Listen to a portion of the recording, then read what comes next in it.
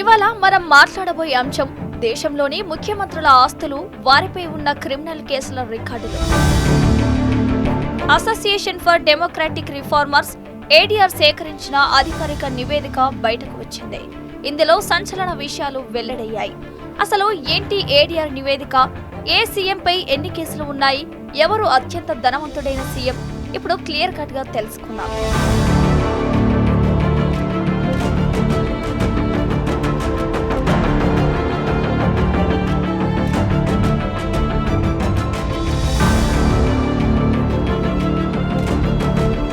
ముందుగా కేసుల విషయానికి వస్తే, దేశంలోనే అత్యధికంగా క్రిమినల్ కేసులు ఉన్న ముఖ్యమంత్రుల జాబితాలో తెలంగాణ సీఎం రేవంత్ రెడ్డి అగ్రస్థానంలో నిలిచారు.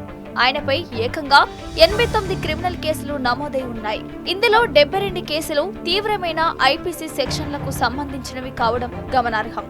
ప్రతిపక్షంలో ఉన్నప్పుడు చేసిన పోరాటాలు, ఉద్యమ కాలం నాటి కేసులు ప్రధానంగా ఇందులో ఉన్నాయి. ఇక ఆంధ్రప్రదేశ్ ముఖ్యమంత్రి నారా చంద్రబాబు నాయుడు దాదాపు 19 క్రిమినల్ కేసులతో ఈ జాబితాలో 4వ స్థానంలో ఉన్నారు.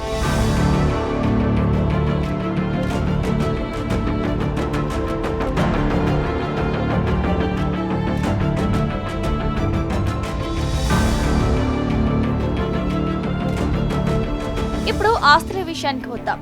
ఏడీఆర్ సేకరించిన అఫిడవిట్ల రికార్డుల ప్రకారం దేశంలోనే అత్యంత సంపన్నులైన నాయకుల జాబితా ఇదిగో. సుమారు 1413 కోట్ల ఆస్తులతో కర్ణాటక ముఖ్యమంత్రి డీకే శివకుమార్ మొదటి స్థానంలో నిలిచారు. దాదాపు 931 కోట్ల ఆస్తులతో ఆంధ్రప్రదేశ్ సీఎం నారా చంద్రబాబు నాయుడు రెండో స్థానంలో ఉన్నారు. దాదాపు 648 కోట్ల ఆస్తులతో తమిళనాడు నేతలు మూడో స్థానంలో నిలిచారు. ఇక తెలంగాణ సీఎం యనుమల రేవంత్ రెడ్డి సుమారు 30 కోట్ల ఆస్తులతో 8వ స్థానంలో ఉన్నారు.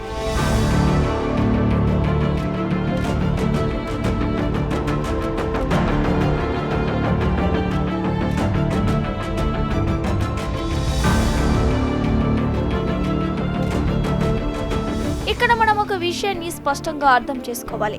కేసుల సంఖ్య చూడగానే ఒక ముగింపునకు రాకూడదు.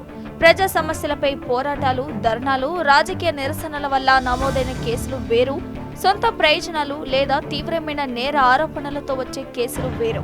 రేవంత్ రెడ్డిపై ఉన్న కేసుల్లో అత్యధికం ప్రతిపక్షంలో ఉన్నప్పుడు ఉద్యమ సమయంలో వచ్చినవేనని ఆయన మద్దతుదారులు వాదిస్తున్నారు. కానీ ఆయనపై నమోదైన కేసుల్లో ఎక్కువ శాతం సొంత ప్రయోజనాల మీదనే కేసులు నమోదయ్యాయని తెలుస్తోంది. అంటే ఇక్కడ మనం ఒకటి అర్థం చేసుకోవాలి. రేవంత్ రెడ్డి అనే వ్యక్తి ఆయన సొంత ప్రయోజనాల కోసం నమోదైన కేసుల్ని ప్రజా ప్రయోజనాల కోసం పోరాడినట్లుగా చెప్పుకోవడం సిగ్గుచేటని పలువురు రాజకీయ విమర్శకులు, విశ్లేషకులు నిర్మోహమాటంగానే చెబుతున్నారు.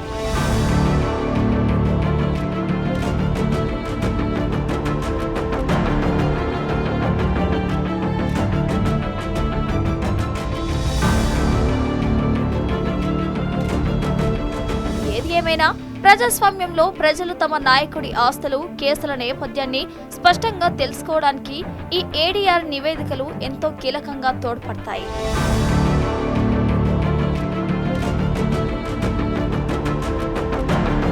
ఇవి ఇవాల్టి ఏడీఆర్ నివేదికల సమగ్ర వివరాలు.